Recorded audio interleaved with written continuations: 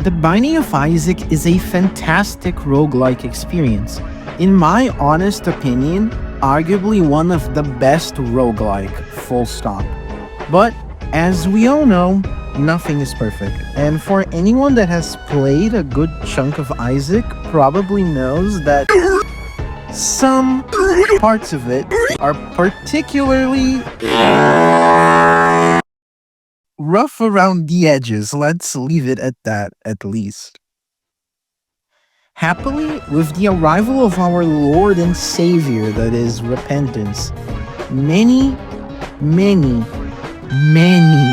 issues were slightly to completely resolved.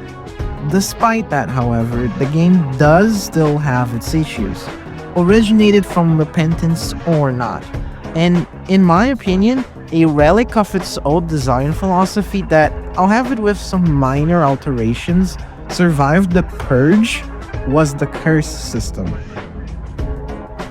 So, what exactly is the so-called curse system? Well, basically, it arbitrarily shoves a massive middle finger up your ass. Oh what? You have been grinding out the Mega Satan Unlock as Tainted Lost for hours and finally have a 100% angel chance? Well, guess what, you idiotic mongrel? Curse of the fucking blind. Get a little harbingered. Okay, for real now. The curse system was first introduced in the older Flash version of The Binding of Isaac, in the Wrath of the Lamb expansion. They have a set chance of happening every floor, adding a negative effect for its entirety, ranging from pathetic to downright infuriating. Worst of all, the curse system is completely arbitrary, taking away from the game for the most part instead of adding to it. It is simply hard for the sake of being hard, and it doesn't even manage to do that a lot of the time either. So, me, someone that isn't a game designer yet, has no clue how modding works or how much time it actually takes to do any of this outside of spriting, decided to make this video to showcase my ideas for a hopefully possible mod that aims to make the curse system a little more engaging. It's not perfect, but I think it's a decent shot at it. I think it's also worth pointing out that these are just ideas. When making games, this is only the first step. It isn't exactly easy to tell if an idea would actually work or be fun in action without sitting down and testing it. So it's very much possible for many things to be tweaked or even scrapped if they were ever tested in the actual game. So just take that in mind, please. Also, I won't be touching on greed mode in this video, but I might someday do a dedicated video on it. Who knows? I probably will. Before anything, let me use my free bragging rights for a second. I have gotten that god, so I would consider myself pretty familiar to Isaac and his bindings. Not that it matters all that much, I just really wanted to brag about that, okay? Anyways, firstly, I wanted to talk about how a specific curse operates in the actual game, that being the Curse of the Labyrinth. As you all know, it smushes two floors of the same chapter into one, creating one big floor, with two treasure rooms and two boss rooms, cutting a little bit of time off your run. What I wanted to point out is how different this curse is to others. While most generally take away, this one actually kinda gives benefits to the player for the sake of having to deal with a longer floor, which isn't even that big of a deal honestly, but I'll go into that later. Thinking more on this led to the creation of these new curses, the main idea being that they operate similarly to that, giving a reward alongside the added difficulty, which is also usually changed to better balance these rewards. and to also offer a more interesting challenge that changes up how you approach certain things in the game you might have grown numb to, in the hopes of adding some extra variety to the general gameplay loop. This isn't always followed to a T, but it's still the general driving point. I'll go over each individual curse, what I particularly dislike or like about them, and how I would personally improve them. Without further ado, here is Revamped Curses.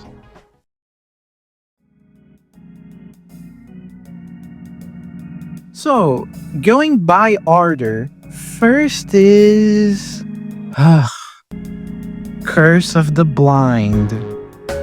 I already expressed how much I dislike this stupid curse, but I just need to get this shit out of my system, okay? Okay. This curse is, in my opinion, the absolute worst one in terms of design. Like, a lot of the others are bad for simply being boring, but Curse of the Blind is by far the biggest middle finger to your run. For the possible non-Isaac enthusiasts watching, Curse of the Blind makes it so all items are indistinguishable. In a game where there are possibly run-ending items, can you see how that might be a problem? The amount of times you will painfully miss the Devil Deal chances only to get Curse of the Blind on the floor that gives you 100% chance is maddening. The strategy for this curse is to straight up not to get items because of the chance of it being harmful to your run.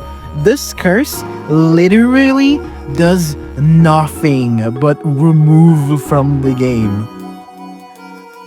This is a bit awkward, but the items that I'm going to propose are mostly not mine. Wow, what a great start. I just don't really see a way to improve over these already existing ideas, so I'm just gonna showcase them. Instead of making items look like this disgusting question mark, make them simply show their silhouette. The idea comes from this Curse of the Blind silhouette mod. I do like this in paper, especially since it rewards more knowledgeable players, but I feel like that is a little too simple. I think most items in Isaac have a strong enough outline where it isn't that hard to tell what the item actually is. So ripping off this one video by another Matt on curses, I like the idea of making the items be slightly blurred on top of being a silhouette, just to make things a little harder. Thing is, I don't really know how well these work on paper, if the silhouette is actually a lot harder than I'm giving it credit to, or if blurring the silhouettes makes it literally impossible to tell them apart. I don't know. Something I would like to add on top of it, depending on how hard it becomes, is the added benefit of getting higher chances for special rooms that contain items like libraries and planetariums, and also for rooms that can contain items to have a higher chance of having them, like secret and cursed rooms, and also for the treasured to have more than one pedestal. Side note, I wouldn't change the item pedestals from the outpath, since I feel like not having any idea of the item then is a little more intentional. Following Curse of the Blind is Curse of Darkness. This one definitely falls into that boring category I mentioned. It just makes the game darker. Wow, it's not even that dark or anything. It's just not that big of a deal. Basically just eye strain the curse. My idea to improve this one is to actually make it pitch black. Okay, hear me out here. It would be pitch black, but projectiles as well as enemies would have a small circle of light around them, proportionate to their hitbox. That way, the challenge mostly consists on getting a good mental image of the room you're in rather than upping your gamma setting. And if you are an absolute Isaac junkie like I am, you will probably recognize most rooms. Again, rewarding knowledgeable players. An important side note is that some specific obstacles would glow in the dark. All the ones that can do damage upon contact. To balance it a little more, I decided to add two things. First is that there would be occasional thunder that lights up the room. It also automatically triggers whenever you get hit, but with the cost of lowering the chance for the thunder to happen naturally significantly. The other thing is the proper reward, a heavily increased chance for tinted rocks. Hey, if you're already going to be paying more attention to your surroundings than normal, why not reward the player for paying a little extra attention like that? Next is Curse of the Lost. Out of the curses, I would say this one doesn't have that big of an impact on the overall run. Unless you're going for time or something, it is purely an annoyance. It just removes your map. Enjoy going in circles, visiting a bunch of rooms you've already gone like a headless cockroach. My proposal is to, instead of hiding the map, to complicate it by simply rotating it to make it harder to read. Not only that, but it would also rotate every time you get damaged. And finally, to add a little more injury to the salt, every time you get damaged, a few rooms would disappear from the map, adding some extra tension to things. The reward, to sweeten the deal, would be that it adds a chance for a cleared room to give an extra charge. And even better, that chance would be set to 100% if you happen to get damaged in a room, incentivizing you to visit all rooms, in turn requiring more navigation through the map. Curse of the Maze makes you randomly skip or switch rooms around. Wow, how devious, how maleficent, how diabolical, this curse is boring as fuck, I'm not gonna lie. For real, sometimes I even forget I have this stupid curse active on a floor just because of how uneventful it is. Swapping and skipping rooms occasionally just isn't that big of a deal. Just a mindless distraction that offers zero impact to things in a bigger scale. It's like if the egg goblin tried to prank you by leaving a bunch of uncracked eggs on your yard or something.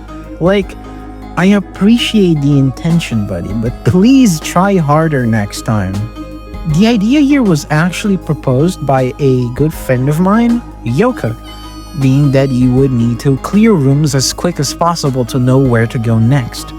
There would be the Star of Bethlehem that leads you to the boss room like the actual familiar does, but the difference is that it stays invisible until you clear the room.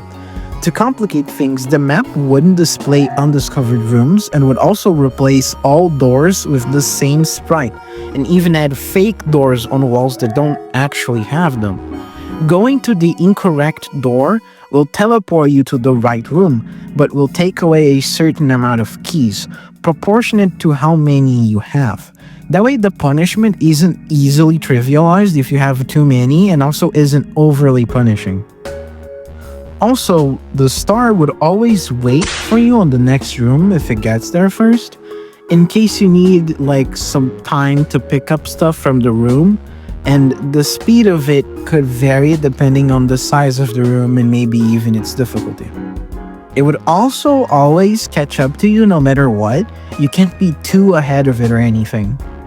In return, getting to the boss and defeating it will cast the Sun card effect, making the map fully visible, and would also use a Dad's Key effect in every room, unlocking the whole floor. And finally, on top of all that, it spawns a mega chest on the boss room to incentivize you to keep onto your keys. It's a really big deviation from the actual base curse, but I think it's pretty interesting. I know that brute forcing the player to the boss room doesn't sound that fun, but I think it has its value. especially on floors that don't have special rooms like Womb, for example, where there isn't much else you want to do anyways. Side note, this curse can't happen on the floor that has the first mom fight, or the Gahino floor that leads to Dad's note, since, that would block you from visiting the rest of the floor. It could also just end in front of the boss room instead of inside it. Okay, Curse of the Unknown is a little more interesting, I guess, since it actually punishes the player for getting hit. What it does is hide your hearts. Noticing a pattern here. I still think it isn't all that interesting though, and is definitely a pain as health-related characters like Eve or Samson. There was this one time where I got this stupid curse 3 times in a row. Like, what the fuck? How does that shit even happen? I just couldn't know how much HP I had for 3 floors. While my idea doesn't completely fix that, I do think it makes it more manageable. Instead of completely hiding the heart display, it makes it so it doesn't update. What I mean by that is that it won't change if you lose or gain HP. It keeps its appearance from the beginning of the floor all the way to the end. That way, it's a little more easier to estimate how much health you have, and it also circumvents the issue of getting the curse multiple times in a row, since it would always update to how it looks in the beginning of the floor.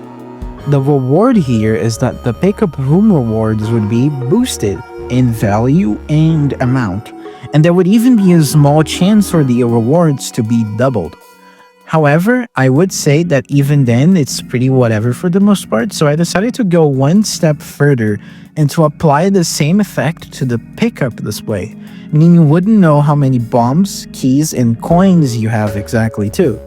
I do think that it would be less of a worry than the health not updating though.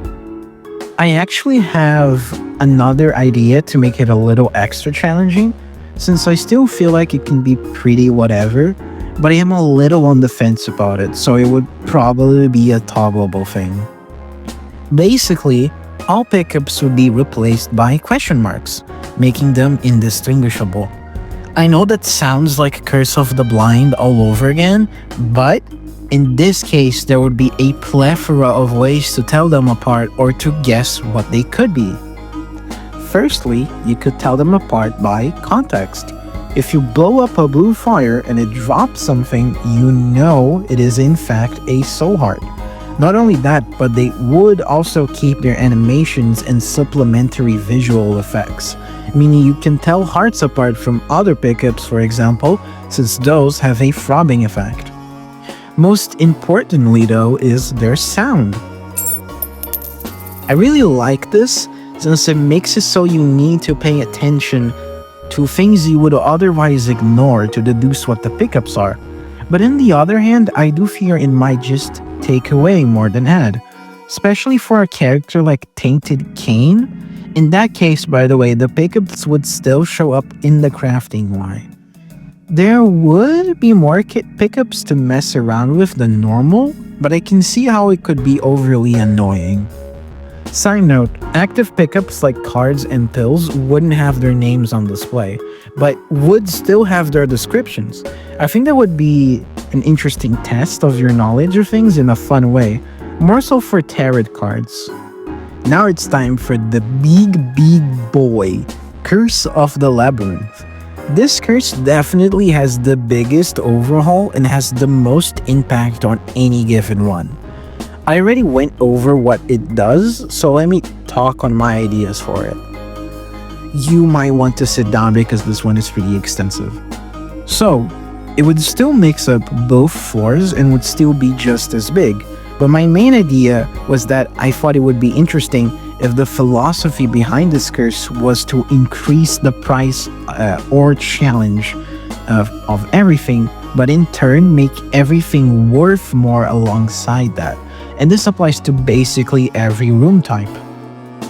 Easier rooms would have a much smaller chance of appearing in favor of harder rooms. On top of that, the chance for champions would be reverted to the 20% of hard mode before repentance. compensate, rooms would have a much higher chance to give more pickups and more pickups of a higher quality. Most rooms that require one key to enter will now require two keys to enter. Instead of making two duplicates of that room on the floor, it would make one room that is twice as good as normal. Quality 0 items are basically always rerolled for most of them. Donuts that just give items like treasure rooms and planetariums will always give you 2 items. Libraries give more books, the shop will never have the greed bosses in them and would always have much more in store. Cursed rooms would damage you more but would always have either an item or a ton of black chests. Sacrifice rooms would require a key to enter but would favor better outcomes more so than normal. Arcades would cost 5 coins to enter but are guaranteed to have a crane game in them. Challenge rooms would have 2 different reward layouts stacked on top of each other but would take double the waves to complete. Boss challenge rooms would make you fight 3 waves but would always have 2 non-quality 0 or 1 boss items. Secret and super secret rooms require 2 bombs to open but favor their better quality layouts. Ultra secret rooms always have a quality 3 or 4 item. Vault rooms require 3 keys but pay out way more and also have a 25% chance to have a mega chest. Dice rooms require 3 keys to enter but will always give you the option between 4 different dice effects. Bedrooms costs 3 bombs to enter but give you more pickups and have a king bed that heals you and gives you 2 soul hearts when slept in. Every crawl space leads to a black market. Instead of 2 boss rooms, you get 1 double boss room that gives you 2 non-quality 0 or 1 boss items. Secret shops will have regular prices. The boss rush gives you 8 options, and finally, the I Am Railroad room always gives you TM trainer, because why not? One more thing is that the devil chance will always be set to 100. However, getting hit at all, even with blue hearts, drops the chance by 10%. Additionally, angel deals have a 50% bonus over the percentage of getting them, and both rooms reroll quality 0, 1, and 2 items. Okay, hold on to your nipples, sir. That might sound like overdoing it, but keep in mind that the rooms would be way harder than normal and that they would be way more champions than normal. Plus, the prices for things going up does balance it more. I also think double boss fights can be really hard to handle as well at times depending on the matchup. Also, just this curse, as well as any curse, can't happen on floor 1 because it's kind of BS when it does, especially considering that you can just restart in those cases. Wow, we did it! Yippee! End of the video, bye-bye! Just kidding, of course. This is the end of the more basic stuff. If this did turn into a mod, I would already be more than happy if only the part I said so far got implemented. The thing is, I did decide to go beyond simply remaking every curse. I wanted this to feel more like a full expansion of the idea. And as you can see through the thumbnail and the time left until the video ends, there is still quite a bit to go over. So, what if I told you there are 3 secret hidden curses in King of Bind, and I decided to implement them to the base game? Out of these sneaky hidden hidey curses is Curse of the Cursed. It's hidden on the appropriately named Cursed Challenge, which you play as Maggie accompanied by her iconic Yum Heart, alongside a few items and trinkets that give you more health and let you see the full floor on the map. And it changes every single door to a cursed room door. This challenge is fine, I guess. To be honest, the challenges kinda deserve their own video for a number of reasons. This challenge though can be kinda fun at times, but it's mostly just finding the quickest way to the boss room, getting the most hearts, and never backtracking. Pretty simple stuff really. Weirdly enough, for this specific challenge, they decided to add a curse unique to it that even has its own icon. So, how would I implement it to the regular mode of the game? Well, the idea is to make it so all special doors turn into cursed doors. You need to damage through them to get in. But I thought that would be kinda mean, especially if you're trying to hoard blue hearts.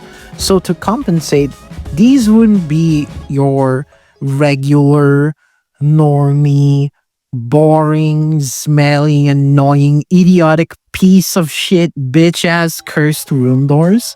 It would be a special cursed door, which only discounts from main red health, but does always discard half a heart to get in and half a heart to get out. On top of that, shops will change currencies to hit points. 7 coins transfers as 1 full heart of damage. So 15 becomes 2 hearts of damage, and a 30 valued item becomes 4 full hearts. The damage discount here works exactly as they do with the doors, discounting from red hearts first. These also become completely free when you become a ghost, but follow the same rule as devil rooms where only 1 item can be chosen in this way. The compensation for this one is that you first get a passive Golden Child's Heart bonus, increasing the chance to get hearts from room drops as well as increasing the chance of finding them in things like chests or other types of rewards. That way the challenge is mostly centered around health management. The second curse is actually one that was kinda scrapped. It's actually still possible to activate it via console command, being Curse of the Giant. What it was pretty interesting. It actually merged groups of small rooms into bigger rooms. While the idea is nice on paper, I suppose it could end up being overly chaotic and possibly unfair, which is precisely why it ended up being scrapped in favor of focusing on other things, I suppose. To circumvent the issue, I'm going with the simpler route. I'm just making it so 1 by 1, half by 1, and half by 2 rooms simply have a decreased chance of appearing, making the floor be dominated by all the bigger sized rooms. I did want it to be a little more than that though, so on top of that effect, enemies would be slightly bigger and have slightly more health, but would move and shoot slightly slower.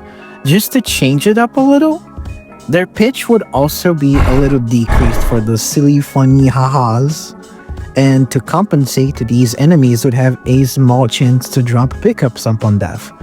Not the most imaginative, but I think it's decent enough. Something that it could do is to make Isaac minuscule, like apply a passive Pluto effect or something. That could be fun. I know there is a large champion, but making every enemy be that would be overly difficult, I feel. 3 times the health and double damage doesn't sound that fair. Plus, the effect that is given to all enemies in this curse can be stacked with other champion effects, since it isn't actually a champion effect like that. Finally, there is Curse of the Mist. This one is definitely the most obscure out of all curses. It doesn't even have a proper curse icon or anything. This curse is what rips you from your items during the mom chase in the Mines War. So, how I would implement it is that it would take away all of your items for an— I'm joking. What it would actually do is make all items and pickups display slightly transparent, similar to when you have a flip. And picking up things wouldn't actually give you anything yet. Everything you grab only shows up on the following floor. On top of that, whenever you get hit, there would be a chance for a random item you have to be deactivated for the rest of the floor.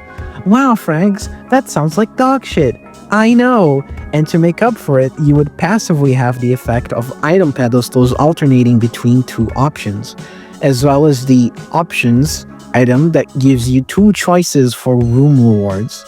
So you give up on getting stuff now to have more choices for the future. I also think it would be cool if this curse added a fog effect, like the one from the death certificate floor. Also, it can't happen on any final floor for, I feel like, obvious reasons. Okay, now that all curses have been touched, there is still one more thing left to take a look at, which is how they are arbitrary. Basically, what I mean by that is that they just happen and the player has little control over it. The most you get are a handful of cards or items that remove curses, which is nice, but in my opinion isn't enough. So, how does the curse chance actually work in-game? It's just a set chance that only gets altered when progressing through the game, becoming more and more common. That's it.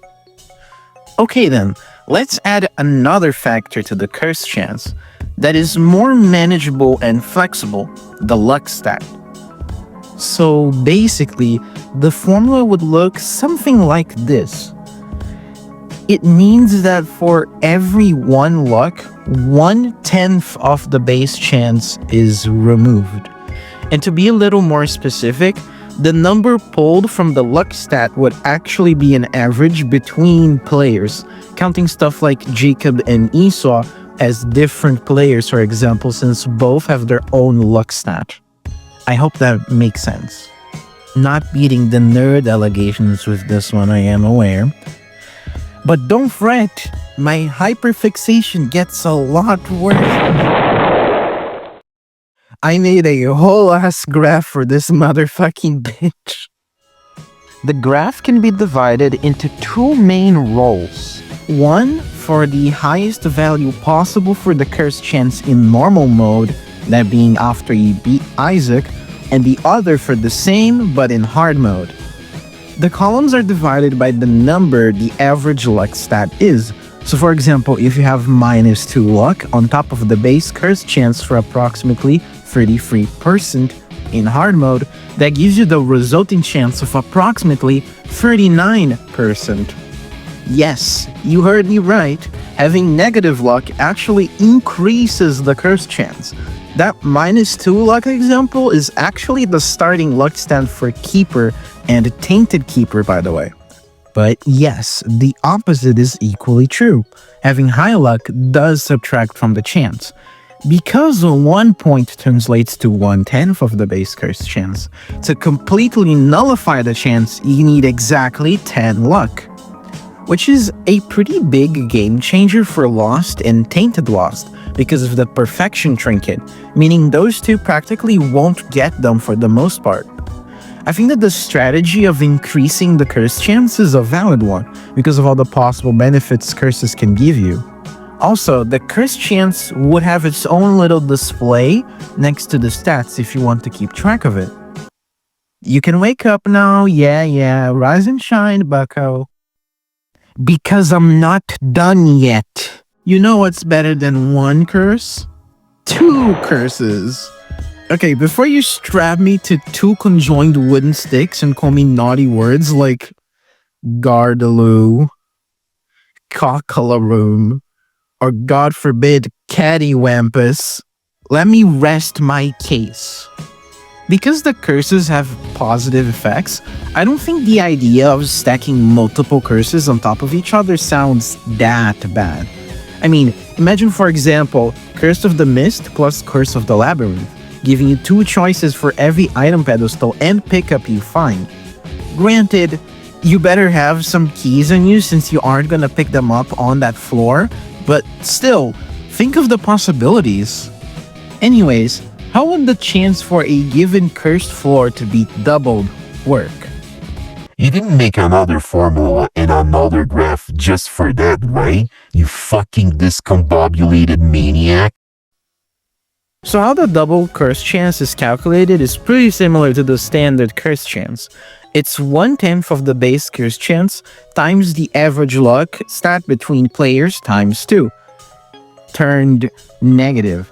The reason why it's negative is to nullify it with the negative average curse chance to make the final percentage positive, meaning the double curse chance only occurs when you have negative luck. So it's pretty uncommon in most runs if you aren't going for it. Similarly to the base curse chance, the double curse chance would also have its own stat indicator right next to it, even though it's probably gonna be 0 for the most part. Something worth noting is that the double curse chance only happens if you get a cursed floor in the first place, meaning both percentages can actually stack in the same way angel deals do with the devil deals. Meaning I could make a third graph displaying the real double curse chances. But I wouldn't do that, right? Right?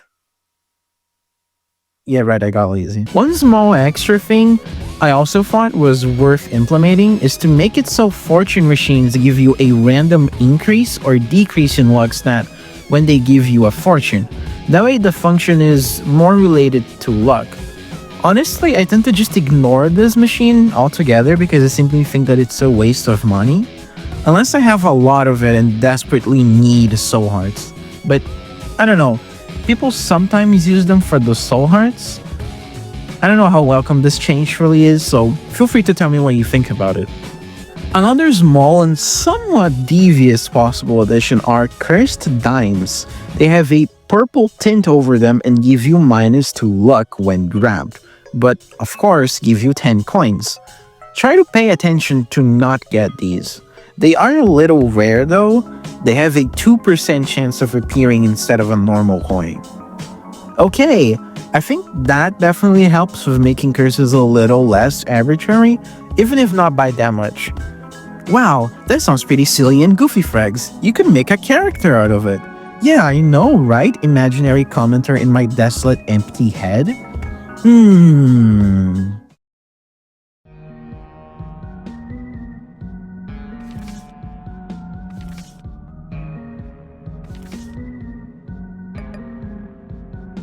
Tamar will be shown on the character select similarly to the base characters where they are tied up and locked. Despite that, girl does not give a shit. She's enjoying life to its fullest no matter what. In case you look at this creature and wish to play as her, first you must beat a floor with each curse at least once. When you do that, it will reveal her unlock method, unlocked by beating a double cursed floor. Once you manage to follow that, you will unlock the one and only Tamar. She starts with 2 red hearts and 1 soul heart. She has slightly lower damage than normal, but makes up for it with higher range and tear rate, but also has -3 luck. She has a 15% boost to angel deals, and natural cards have a 50% chance to be switched with runes. Also, all of the basic runes are unlocked for Tamar exclusively out of the gate. Packed with a random rune bag, and a passive starter deck, allowing her to grab more than 1 active pickup at once. And finally, a brand new item called Good Omen? Good Omen is a quality-free cursed room item, unlocked only after getting all mocks as Tamar in hard mode. Firstly, it gives you -2 luck, meaning Tamar actually starts with -5 luck, putting her at a starting 30% and 20% chance for curses and double curses in normal mode respectively, and around 38 and 30 for hard mode. Good Omen is actually more like 9 trinkets smushed into one item. These trinkets being the mark trinkets, there being 1 for every curse. What all of them do is make their respective curse slightly more beneficial while applying it to every floor. Good Omen has all of the effects that make curses slightly better, but doesn't guarantee any of them to occur on every floor. Also, Tamar actually has a 5% chance for any trinket to be turned into a mark trinket. Okay, back on track. I'll quickly go over each mark trinket, as well as how to unlock them. Unlocked by beating the boss rush as Tamar, Mark of the Blind makes it so the curse automatically rerolls quality 0 and 1 items. Tamar's Devil Unlock, Mark of Darkness, increases the chance for tinted rocks further and even makes secret and super secret rooms have a mark on the wall indicating where they are. Isaac Unlock, Mark of the Lost, increases the chance to get that extra charge. Hard Mode Mom's Heart Unlock, Mark of the Maze, will simply make the star move a little slower, making the challenge a little easier to do, given you'll do it every floor as long as you have it. Mom in Hard Mode, I know characters don't usually have this one, but Mark of the Unknown highly increases the chance for room rewards to be doubled. Of course, Delirium, Mark of the Labyrinth, does not change anything about its curse. It will just happen in every floor. Go nuts. Ultra Greedier, Mark of the Cursed, increases the chance for hearts as room rewards and adds a 25% chance for cursed doors to not damage you. Hush, Mark of the Giant, increases the pickup drop rate from enemies. And finally, Mother, Mark of the Mist, simply removes the chance for your items to be taken away when you get hit. Again, all of these positive effects are applied to good Omen without applying any curses to every floor. So the meta for Tamar is to try to get as many curses as possible, but in action that isn't that interesting. There simply aren't that many ways to choose what curses you want or to decrease your luck. If only I made something that would solve this exact issue. Oh wait, I did! First are the mirror shards. These can show up in cursed rooms, red chests, black sacks, devil beggars, as well as the hell game.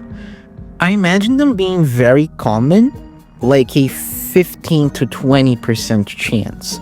They also are commonly given out in batches of 2 to 4.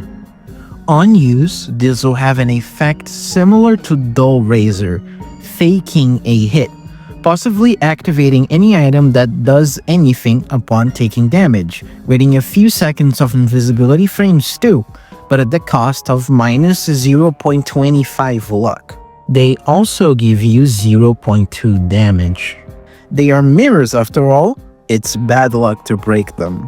The other way you can find them is by bombing a mom's dressing table or the draws/downpour 2 mirror, giving 2 to 5 and 1 to 3 mirror shots respectively. Breaking those mirrors also guarantees the next floor to be cursed. Breaking them also unlocks another brand new trinket called the Broken Mirror. It simply makes it so that every time you get hit, there is a 15% chance you get -1 luck. It also makes mirror shards more common to get, as well as increase the general batch of mirror shards from an average of 3 to an average of 5, as well as increase the chance of finding them in red chests. And it has a 15 and 20% chance of dropping from the mirror door and the dressing table respectively. I think it serves the purpose of giving the player a good option if they actually want to go for a cursed-centric run, because it appears so early, since going for low luck mid-run probably isn't a thing most people would opt for. Also, mirror shards are a quality free pickup, and when used in crafting would pull towards the cursed room item pool, and making a craft of only mirror shards gives you my reflection. I know why the fuck you would do that though. I can see a lot of uses for this pickup. Generally, I feel like you would use it only if you need to because of its cost, but like, you can use the invincibility frames to survive fatal hits or get the benefits from some specific items.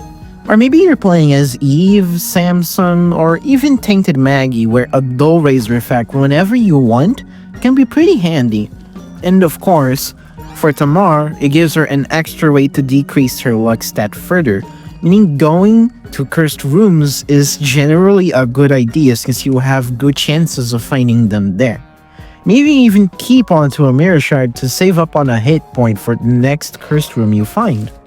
Speaking on cursed rooms, that brings me to the next pickup, cursed runes. There is only one way of getting your fingerless chubby sausage baby hands on these, and it's by dropping a rune inside of a cursed rune. Doing so will transform it into a cursed rune. These runes are each named after a specific curse, like for example, Rune of the Unknown, and they apply their respective curse onto the next floor, on top of giving you 1 black heart and a half. The cursed runes you get actually depend on the rune being cursed too. Destruction gives Curse of the Giant, because giants destroy things. Abundance, Labyrinth, since Labyrinth gives you a lot of stuff. Passage, Maze, because your passage is set out. Purity, Darkness, because no one is truly pure. Vision, Blind, because there's a pipe bomb on your mail. Companionship, Cursed, self-explanatory. Change, Lost, because the map keeps changing again, so I don't fucking know. Resistance, Missed, because you need to resist a floor without being able to utilize shit. And Blank Rune gives you Unknown, because it's unknown what the Blank Rune does. Any other rune becomes a random cursed rune. And also, dropping a cursed rune into a cursed room will reroll it into another cursed rune, once per cursed rune per cursed room. Jesus, that was a mouthful. This gives cursed rooms an extra use, which I think you could use more of. The cursed rooms also gives the player the choice of applying certain curses when they want to. That way you can save up on a cursed room to use on the right moment on a run. Let's say you need health, you can use Rune of the Cursed to get that. Or maybe some of the pickup spawning ones like Giant, Labyrinth, or Unknown. I think this opens up a lot of possibilities for game planning and possible min-maxing, as well as adding the situation where you can think of whether you would use a regular rune as it is or try to curse it. I definitely know I'm cursing that stupid fucking Bricano rune. That one sucks so much it baffles me, free blue flies and free blue spiders. Seriously? A small addition to this set of runes is the Cursed rune, unlocked by beating the beast as Tamar, which basically summons a random curse for the next floor, but spawns a golden pickup on the starting room of the next floor. So yeah, it could be great, it could be awful, very risky thing to do I guess, but imagine getting Curse of the Labyrinth or Curse of the Maze with a golden key. It's not a massive chance or anything, but it's possible. This one can be obtained when you get just a random cursed rune, or it can be obtained by cursing a black rune. Lastly, Tamar's Birthright. Curse Up. It basically makes it so that the chance for a cursed floor being doubled is a guarantee, so you can have more perks active at once as well as possible curse synergies. And that's about it for what you need to know about how Tamar is like to play. I like how she isn't one of those characters that propose a certain type of build for you to do. She just allows you to potentially enhance or look after certain things. Now that that is out of the way, let me just finish up with the rest of her unlocks. Defeating the lamb unlocks the item Bad Omen. It is a quality 1 curse room item and does one thing. It makes it so you will have a curse every floor no matter how much luck you have. It's probably an item you would usually prefer to avoid, but there would be some cases where it might be worthwhile, mostly when playing as Tamar. Or maybe you are just up to the challenge and want to reap all of the curse benefits. Since there is a Bad Omen, there must consequently be a Good Omen, unlocked by beating the Blue Baby. Good Omen is a quality 4 angel item and does one very simple thing. It straight up gives you plus 10 luck, which not only turns you into a powerhouse if you happen to have any luck related items, but it also acts as a unglorified black candle, since 10 luck is enough to completely nullify the curse chance. Mega Satan gives you a new trinket called Cursed Crystal. It only makes it so that all rooms automatically spawn as cursed ones, making hunting specific curses a little easier. Finally, beating Ultra Greedier gives you another trinket, this one being called Black Wax. What it does is that it increases the effectiveness of luck over curses. Following the formula I made, 1 point of luck translates to 1/10 of the base curse chance. With Black Wax, it doubles that to 2/10, which applies for both the positive and negative values, meaning it's useful for avoiding as well as getting curses. You know what that means? More grabs. Also, small detail about Tamar. No matter what, her sprite is always smiling, and when you get a bad effect, instead of like putting your hands over your head and like looking downwards, she actually also gives a thumbs up to that. She's just like really dumb. Anyways, with Tamar fully done, what about her tainted counterpart? Does she have one? Well, of course, you fucking idiot. Tainted Tamar is unlocked in the same way as any other tainted character by just accessing the special red room within home.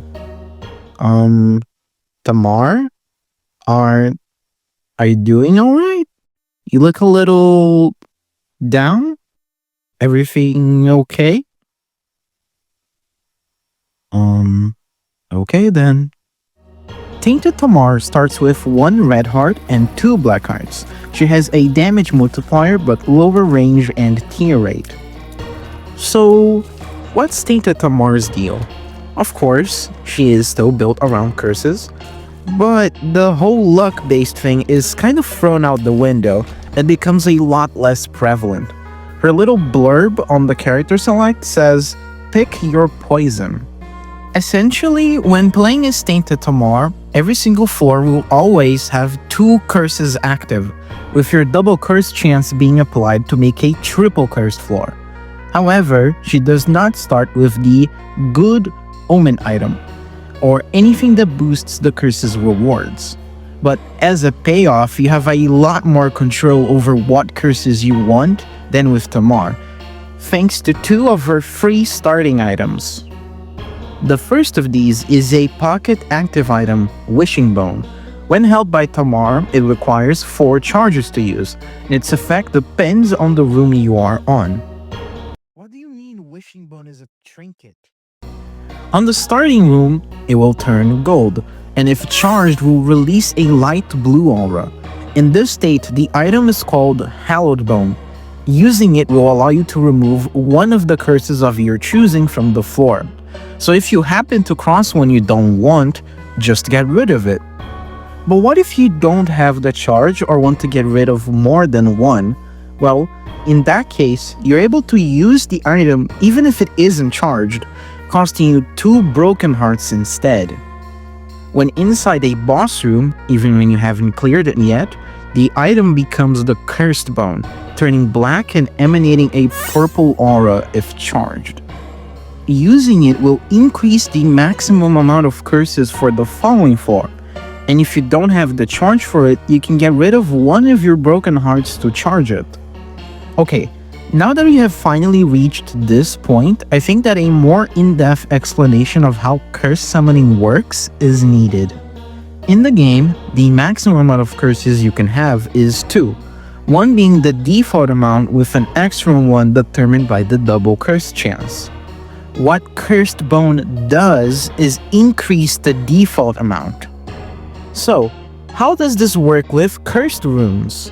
Well, using a cursed rune on a floor will make the next floor's default curse be guaranteed, and make that curse be the one you chose. But if you were to use a second rune afterwards, the spot for the extra double curse chance curse would be taken. So the second rune would guarantee the next floor to have a double curse and would define it to its respective curse. Now, what if you used a third cursed rune? Would it make the next floor have 3 curses? No. This is when the maximum amount of curses comes in. In this case, the new picked curse will substitute the first one. I understand that this might be a little hard to get, so there would be a display unique to Tainted Tamar below her health that helps you keep track of what will happen next floor, showing you the curses you picked and the number of spots for the following floor. Okay, so you have the freedom to increase the maximum amount of curses in the floor, as well as pick out any you don't want. But what about picking what curses you do want? Well, this is where the final function of Wishing Bone, as well as Tamar's other starting pocket active, comes out. When playing as Tamar, wounds that aren't spawned from certain items always get turned into cards, so it's almost impossible to come by runes naturally. To get your Cheeto dust hands on them, you need to use the Wishing Bone. When you are in a room that isn't the starting one or the boss one, the item becomes its default state. Using it will do a couple of things. It will turn pills and cards along a certain sequence. It turns pills to cards, then cards to runes, and then runes into their specific cursed counterparts. So you don't need the cursed rune to get them, and using it on a cursed rune will simply reroll it. On top of that, you can scrap items into a number of cursed runes equal to its quality plus 1 to get even more. This one can't be used if you don't have enough charges though. As for its synergy with Book of Virtues, it generates a permanent purple wisp for every curse you have active on the floor that do 50% of your damage. Using its default version gives you one fear wisp for everything you alter, even giving you an amount of wisps equal to the amount of cursed runes you get from scrapping an item. Getting rid of a curse will change the purple wisp to a light blue one, which does 30% of your damage but has homing shots. The Book of Belial synergy works like Book of Belial when just using the item, but it also gives you 2 damage for every curse you have active on the floor. It can be unlocked by beating Mother as Tainted Tamar.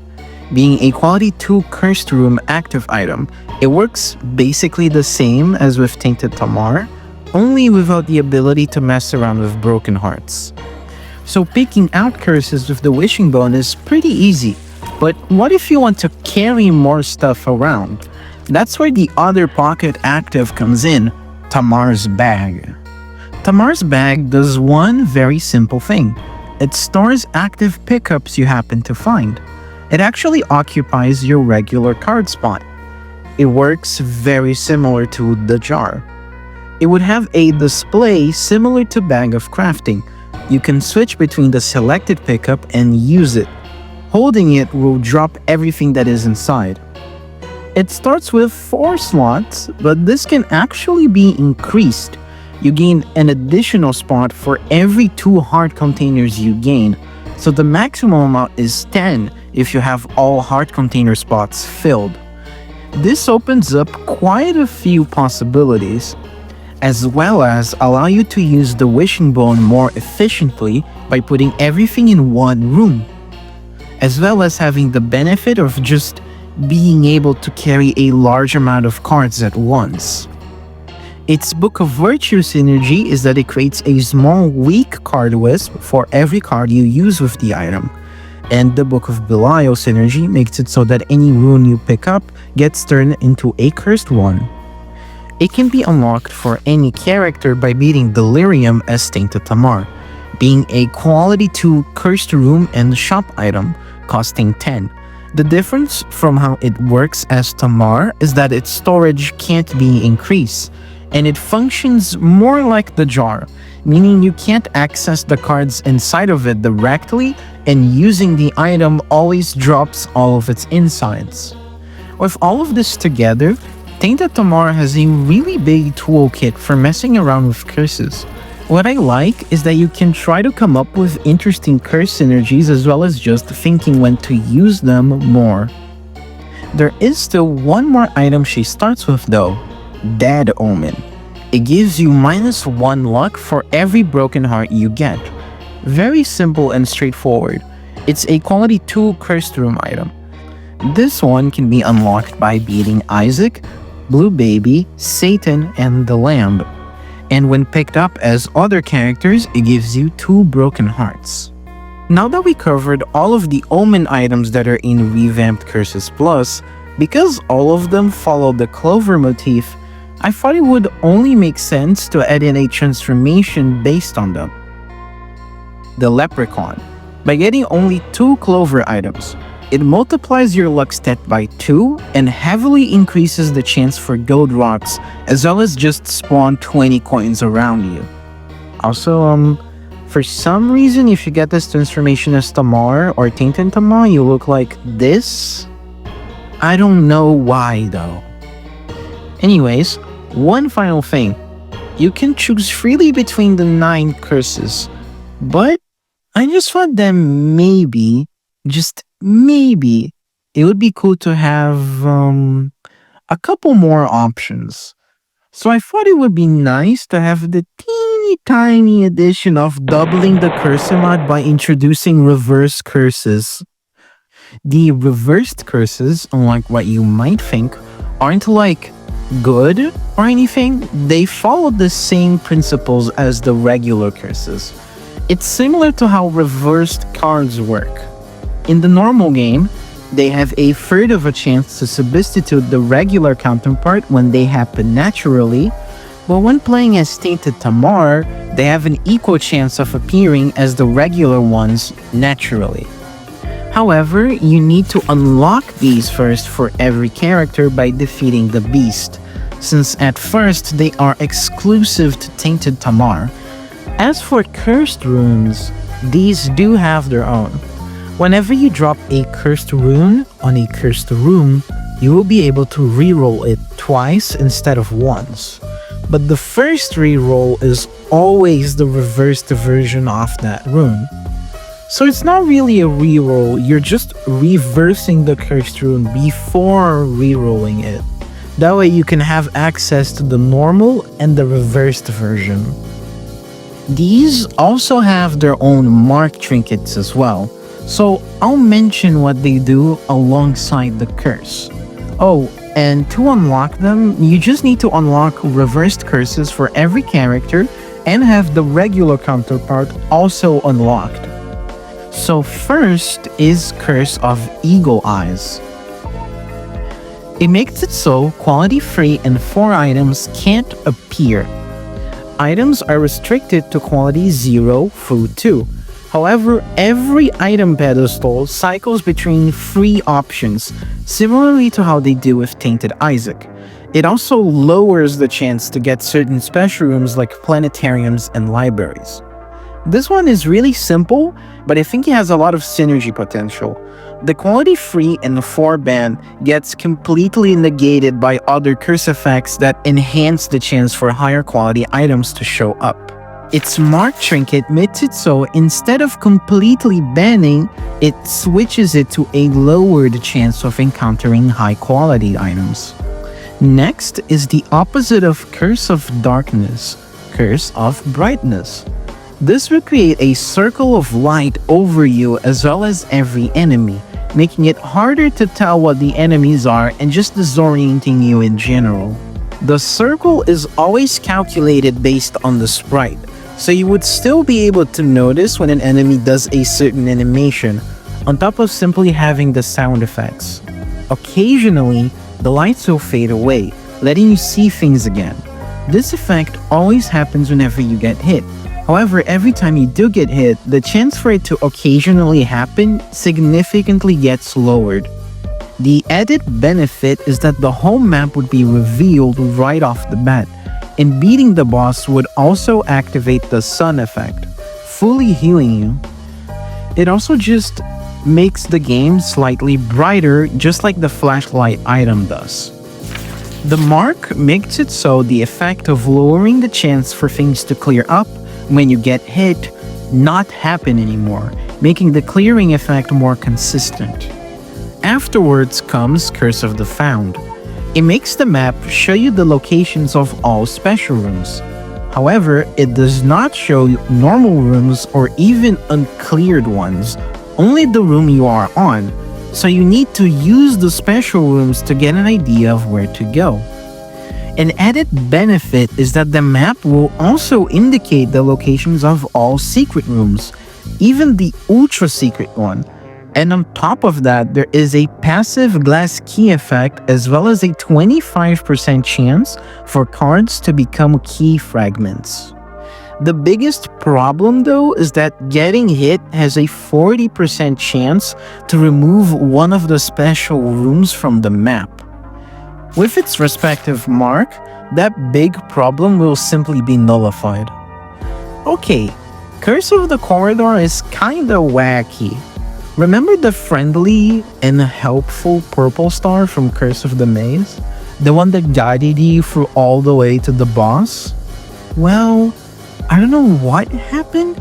I guess Tamar did something really mean to it, because now you are mortal enemies. As soon as the floor starts, you and the star will be on a race. If the star reaches the boss first, it will remove the boss item. If you get there first, it gets doubled as well as a guaranteed devil room.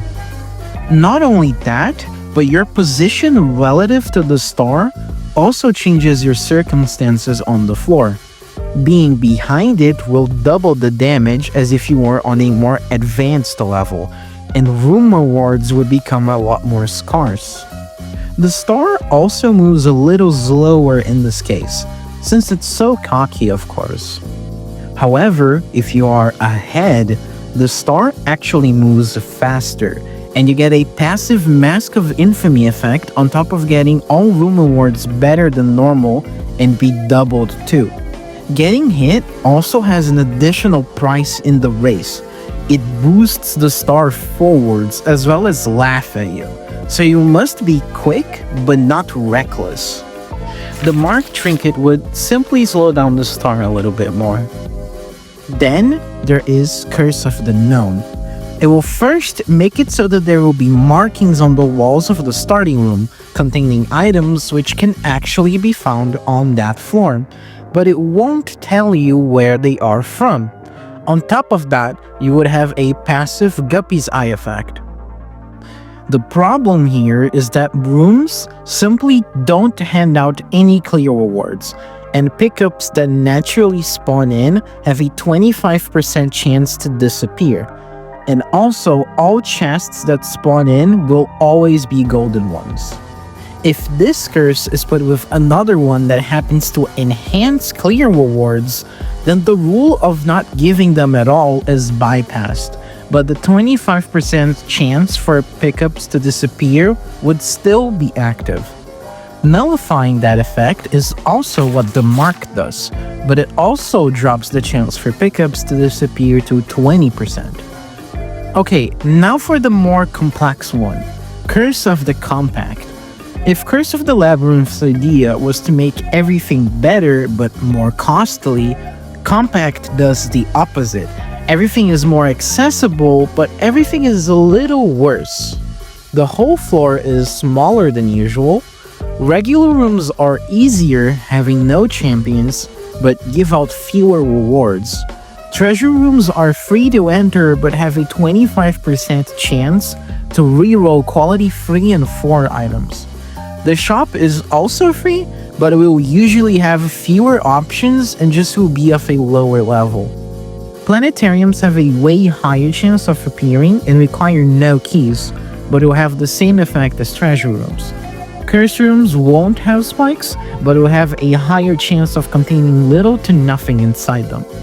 Arcades are free, but will usually have fewer things inside too.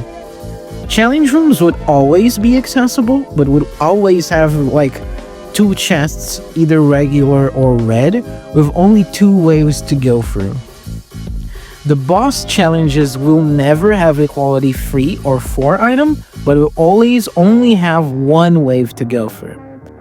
Secret and super secret rooms are doubled on the floor, but have a higher chance of not containing anything too interesting. Ultra secret rooms also get doubled, but have the same effect as the treasure rooms. Vaults become free but have less loot. Dice rooms become free but never have loot outside the dice pad on them. Bedrooms won't have the bed or the trapdoor. They just give you a few hearts and soul hearts. There would be multiple crawl space entrances scattered around that lead into the same place, but they have a lower chance of having a black market. The mini boss room becomes a harder room with all enemies being champions and a guaranteed good clear reward. Secret shops will always have fewer options. The boss rush will always have 4 options, but you will be able to enter them 5 minutes later. And finally, the I Am Error room always has TM Trainer in it, because why not? As for the Devil Chance, it simply won't go down from the value it starts at, but it will have a 50% chance to reroll quality 3 and 4 items. If you're wondering, combining Labyrinth with Compact creates a sort of in-between. You'll have basically just a regular floor that follows all the regular rules, but all special rooms act like they do with Curse of the Labyrinth. So basically, you get like a mega floor. The mark here simply lowers the chances for good items being rerolled from 75% to 40% and 50% to 20%. Afterwards comes Curse of the Blessed. This one is simple. The Devil Chance is set to 100%, and a certain number of purple shields are given to you depending on the chapter you are on. Lose all of them and the chance drops to 0. This won't interfere with how the chance is calculated unless you fail at it. Its marked trinket makes it so that you get 1 extra shield, as well as 1 for every time you fail the challenge in a row. For obvious reasons, this curse functions a little differently when playing as Lost and Tainted Lost. For Lost, the number of shields that would be given become the number of times you're allowed to lose your shield. And for Tainted Lost, if you already have a shield, losing it will lose you the chance, and if you don't have one is given to you for only that floor. Curse of the Minuscule is next. It will make it so the whole floor won't have all the regular room times that are bigger than 1 by 1, and also heavily increases the chances for the rooms that are half by 1 and half by 2. As expected, it also makes every enemy smaller, faster, and have less HP, as well as make them have higher pitched noises. They have a chance to drop pickups too, just like with Curse of the Giant. It also makes it so that enemies in the advanced floors that deal double damage go back to dealing the normal amount. So a pseudo wafer effect, I guess. The mark trinket for this one would simply increase the chances for enemies to hand out pickups. And finally, Curse of the Clear. To be completely real with you, this one is probably the most outright malicious curse of all. So there might be an option to just disable it entirely, since it's actually possibly run ending. What Curse of the Clear does is that whenever you get hit, there is a 50% chance for a random problematic item or trinket to be given to you for the rest of the floor. And some of these are pretty malicious, like Isaac's Heart, Mom's Toenail, The Wiz, or even fucking Wealth of Misery. But there are also some items in there that are actually good, but have the potential to be bad, like Dr. Fetus and Ipecac. Something nice though is that if you clear the curse away, it spawns the items you got, possibly granting you the good items I just mentioned. The actual positive part though is a Damocles effect for the entire floor, which I think kinda does make up for it. There is also the fact that it only activates if you happen to get hit, by non-intentional ways of course, which makes it a little more fair than if it just gave them to you in the start of the floor or something. But this game does have some bullshit ass fucking rooms though. I swear to God, the trauma I have from this specific room is immeasurable. Oh, and the mark trinket just lowers the main chance to 30%. And with that, those are all the curses. Done. 18 overall from the vanilla 6. 3 times the amount. I definitely think the reversed curses are a little weaker, but they kinda make up for it because they add a lot more to potential curse synergies, which kinda was the whole point, since they are heavily aimed for Tainted Tamar. But before I go, there are still some unlocks left over to finish up. Defeating Hush and Boss Rush gives you Soul of Tamar, which makes the next floor be double cursed but will apply the good Omen effect passively on it, making the curses slightly better than normal. They are random though. Rune Sack, not to be confused with the Rune Bank item, is unlocked by defeating Mega Satan. It basically acts as a sack, only giving you nothing but runes instead. They have a small chance of replacing regular sacks, and I just thought that they would be a neat inclusion to increase your possibilities for coming across runes in general. Defeating Ultra Greedier unlocks Rune Beggars. Looks like a beggar happened to find the magic 8-ball and started a new gig. They have a decent chance to substitute the regular beggars. They can give you the following things: cards, runes, cursed runes, soul hearts, batches of mirror shards, and rune sacks. They also have their own unique mystic/tarot card themed item pool. There would also be a small chance, like a 15% or 20% chance, for them to not give you an item, making a message appear saying, "You can feel the stars aligning," which guarantees a planetarium for the next floor and also gives passively the telescope lens trinket effect. And if you just so happen to be a fucking monster, you can bomb them to get a few extra stuff like mirror shards or maybe a rune if you're lucky, as well as the usual chance boost. Disgusting. Oh, also, I almost forgot. The birthright for Tainted Tamar makes it so the default curse amount is free. So it's basically like if you already used Curse Bone once before every floor. One final side note.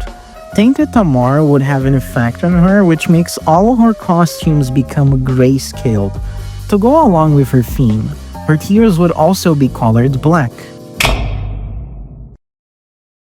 That's it. Now we are done for real. That's the entirety of the concept for Revamped Curses Plus.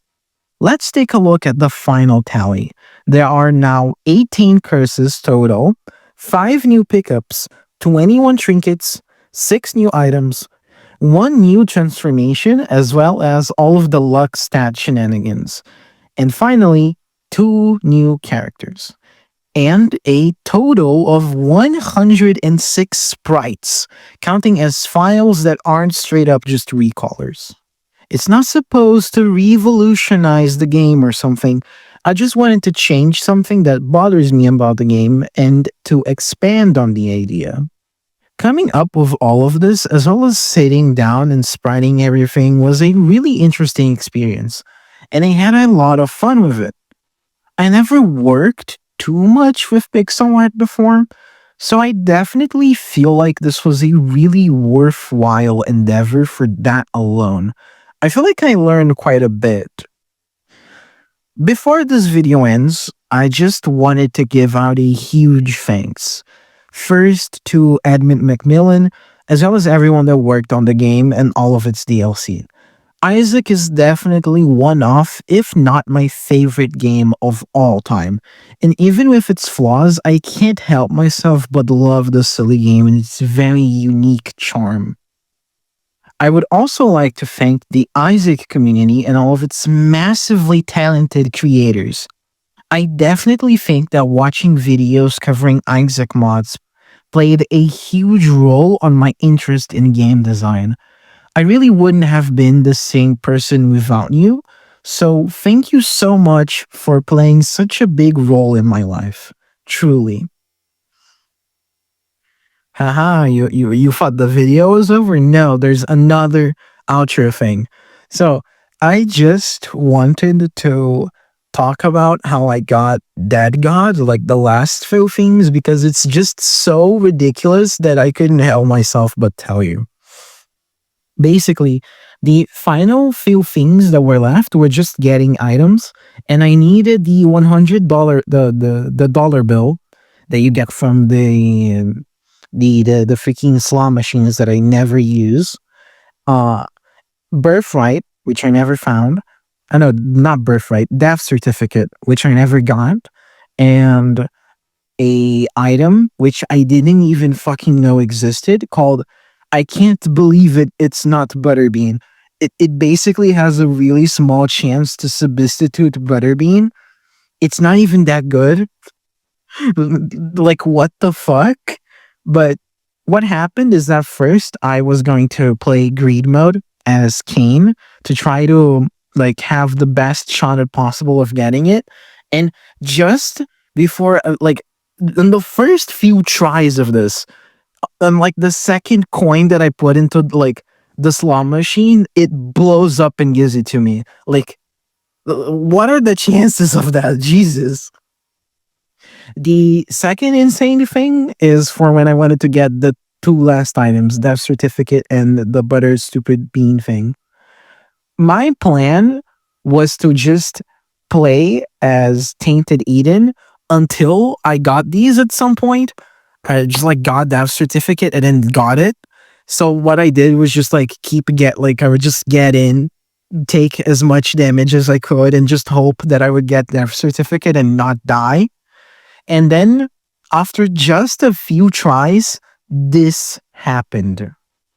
Yeah, I don't know how. I don't know what the fuck happened. I think the game genuinely felt sorry for the amount of pain it caused me and decided to play nice with with these last things. I can't think of another reason why. Like, what? Okay, for real this time. Peace out. Stay safe. Bye bye. Hope you enjoyed the video.